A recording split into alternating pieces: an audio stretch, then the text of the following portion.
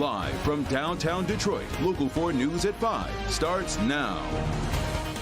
We begin Local 4 News at 5 with the weather. The sun starting to set on a beautiful but chilly Friday as we take a live look from our Windsor Skycam. Now all eyes are on Ann Arbor and the Big House. Michigan and Ohio State kick off at noon tomorrow in a game that means everything for both teams. Well, we've got a lot of stuff happening outdoors, and that includes the game. We're hoping the weather is going to cooperate. It is a big weekend ahead. Let's get over to Brian Sherman. He is in for Kim Adams. And Brian, you've got some snow in the forecast for at least part of the weekend. Yeah, that's right, Karen and Damon, but it's not until the end of the weekend. So tonight, Tower Cam over at Ford Field, or Michigan State's going to be taking on Penn State not too long from now. No concerns, but you're going to need the winter gear. Most everybody into the 30s tonight. We're at 30 right now here in Detroit. Same over in Ann Arbor. Also 30 up in Port Huron and 31 right now, working down into Adrian. Factoring this from where we were yesterday, most everybody running at least 10 to 15 degrees colder. These cold temperatures stick around as we go through the entire weekend ahead. So for tonight, temperatures into the 30s early, dropping into the 20s by the time we get to 10 o'clock tonight. If you're going to be heading down to Ford Field, every bit of winter gear, hats, gloves, winter coats, but then we break out the snow shovels with snow on the way, and it is going to accumulate by the end of the weekend on Sunday. I'll break down when the snow moves into your neighborhood and how much snow we're looking at. The details in your 4-1 forecast coming up in just a few minutes. All right, Brian. Our other top story right now is, you guessed it, football. Huge games all weekend. That's right. All culminates tomorrow afternoon at the Big House with Michigan taking on Ohio State. But there is another big game kicking off in just a couple of hours at Ford Field. Michigan State is set to take on Penn State, and you are going to be able to watch it right here on Local 4. Hobie here now with some help to get us ready for both these games. Yeah, Hobie, it's really cool to see the Spartans doing a neutral site game here in downtown Detroit, and the city's buzzing right now. Yeah, it kind of has that bowl game feel, if you will, but a regular season game as they wrap up Big Ten play. Well, the season wraps up for Michigan State, a trying year both on and off of the field, but they're trying to end it with a win, taking on Penn State, their fourth-ranked opponent on the schedule this season. This is where the action will be tonight. A busy weekend at Ford Field after the Lions game as the Spartans take on the Nittany Lions. Now, this game is pretty much expected to be a home game with multiple players on the roster from right here in Detroit, and playing for their team and their city is something these players are taking seriously tonight. I learned a lot about myself, just, kind of staying in the fight. We got Coach D'Antonio back too in the facility, so he's helped me a lot, make sure that I'm a leader, all the time, and just showing a good example for my younger teammates and making them better. Well, there's another big game, as you just heard, this weekend in Michigan, too. And the game, it's proving to be a big deal once again this season as Michigan takes on Ohio State. For the third straight year, this meeting will decide who advances to the Big Ten championship game and the team that has the inside track to the college football playoff. The rivalry, well, it also has a big wrinkle this year, of course, with the sign-stealing allegations at Michigan, the suspension of Jim Harbaugh, and that report from a few weeks ago that said it's all somehow connected to Ohio State. There's a lot around this game. Yeah, that actually happened. It's been a crazy story, but there's a lot on the line, too. But the Wolverines are trying to take it all in stride. Get some good sleep Thursday, and then we're into it Friday. I mean, dialed here all day, going through walkthrough meetings, getting everything tuned up, ready to roll, and then Saturday morning, waking up, noon game. So we're going to be bright and early. We'll be ready to go. That extra, just energy, that extra enthusiasm just with everything that goes on, whether it's, the preparation, whether it's the fans or whatever. Once you hear that Ohio State versus Michigan, you know what time it is.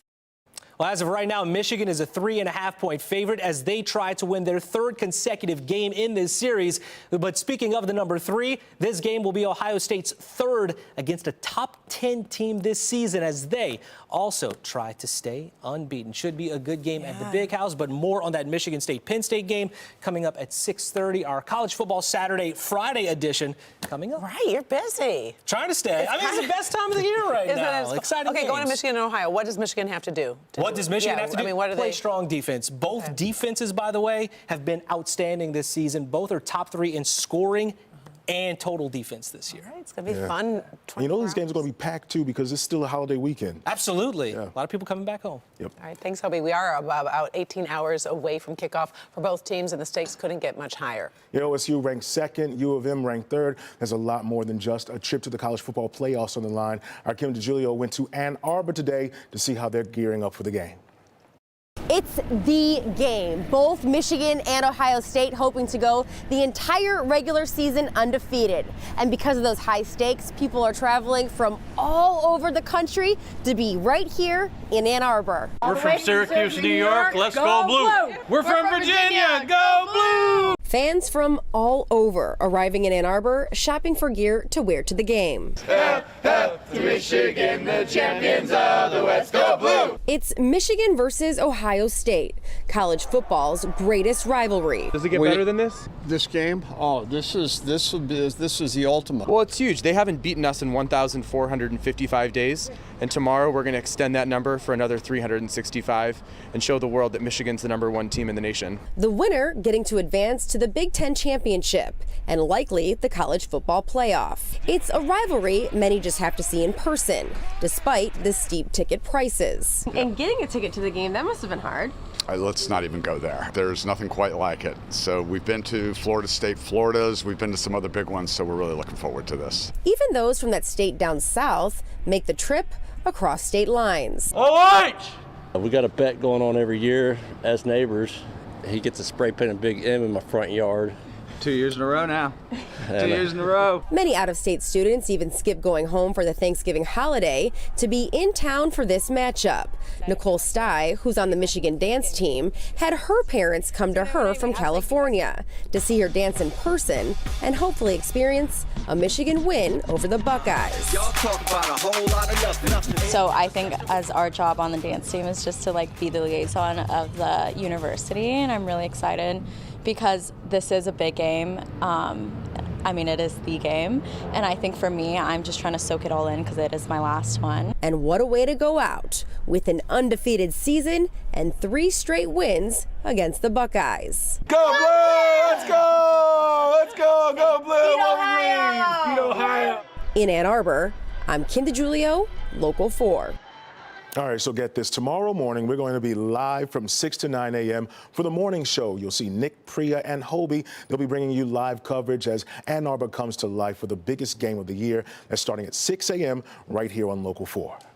Well, the Southfield Freeway is back open tonight after a really bizarre crash. Yeah, it all started when a black pickup rear-ended a box truck. That's when the driver of the pickup jumped out and took off running across the freeway. But the 49-year-old didn't get far because another car hit him. He's at the hospital tonight recovering. Police already ticketed the man for hit and run and driving without a license. This morning, a 72-year-old man had to be rescued from a house fire on Detroit's east side. Sky 4 over that home on the corner of McClellan Avenue and Verner Highway. It was about 8:30 this morning. Fire Chief James Harris says crews were able to rescue the man who was taken to the hospital for smoke inhalation. The cause of the blaze remains under investigation. The first wave of hostages to be released as part of the truce between Israel and Hamas are safely out of Gaza and making their way back to their families tonight. Israeli authorities confirm 24 women and children passed through the Rafah crossing after being turned over to the Red Cross this morning. However, no Americans were among them. The first batch of hostages, thank God, have been released from Hamas's hell dungeons, are in the hands of Israeli special forces. It's a confirmation that's had Israel and much of the world holding its breath.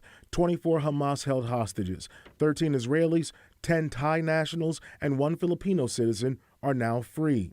The group passed from southern Gaza through Egypt's Rafah crossing, escorted by the Red Cross, Friday morning on their way back to Israel and reunions with their family members.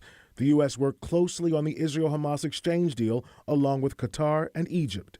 We expect more hostages to be released tomorrow, and more the day after, and more the day after that. It's a bittersweet day for many other families whose loved ones remain in Hamas captivity. This long-awaited batch of releases comes hours after an agreed-upon pause in the fighting between Israeli forces and Hamas.